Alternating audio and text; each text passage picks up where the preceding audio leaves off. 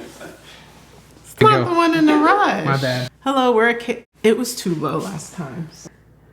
Hi, we're Caleb. Should I say dive or like what? Unique New York. I said it so quickly, I just felt unnatural.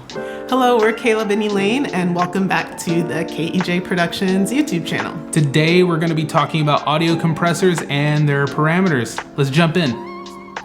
So the reason we use a compressor on an audio track is to reduce the dynamic range of an audio signal.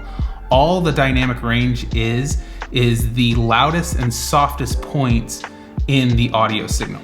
If you think about a podcaster and you're listening intently and they're just going and talking and then all of a sudden they get excited and then they blow your ears out and then you hate them and you don't want to listen to them, that might be because they're not using an audio compressor for their track, or maybe they're just not using the audio compressor properly. We're working in Final Cut Pro X today and we're using a stock compressor that is built right in.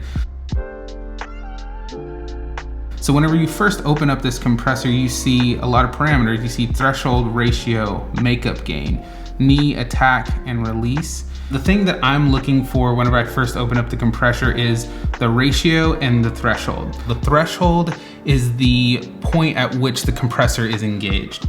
And we set the threshold based off of the waveform and its peaks. So the ratio, typically what we'll use as a 4:1 ratio.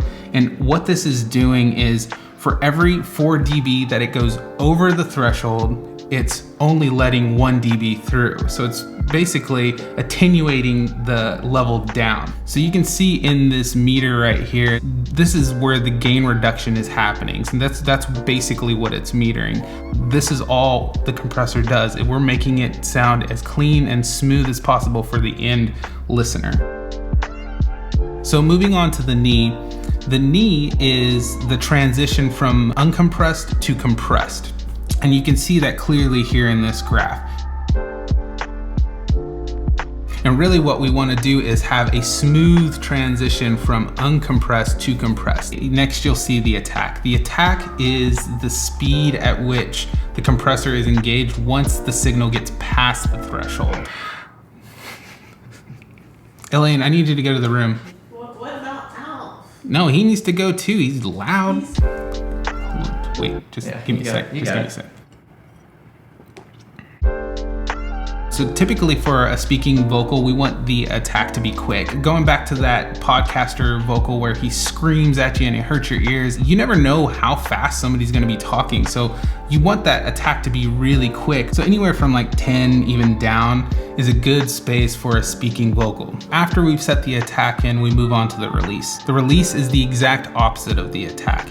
It's how fast the compressor disengages. You can see here in the waveform, once it hits a peak, there's other signal that we don't necessarily want to be compressed. It hits the peak, it disengages quickly because we set a quick release, and it doesn't affect the rest of the signal that we don't want compressed. Another thing that we look at is the makeup gain. So you want to be really careful with your makeup gain because you can really do a lot of damage to what you've already done because it raises the entire level of the waveform. So you'll have to go back and adjust according to what the waveform is actually doing. I hope you guys like this video. This is just the basics of what a compressor can do. It's a really awesome tool for you to be able to use. Elaine's going to be going through it more in depth in another video here soon. If you guys have any questions, you can comment below, like, subscribe, and we'll catch you later.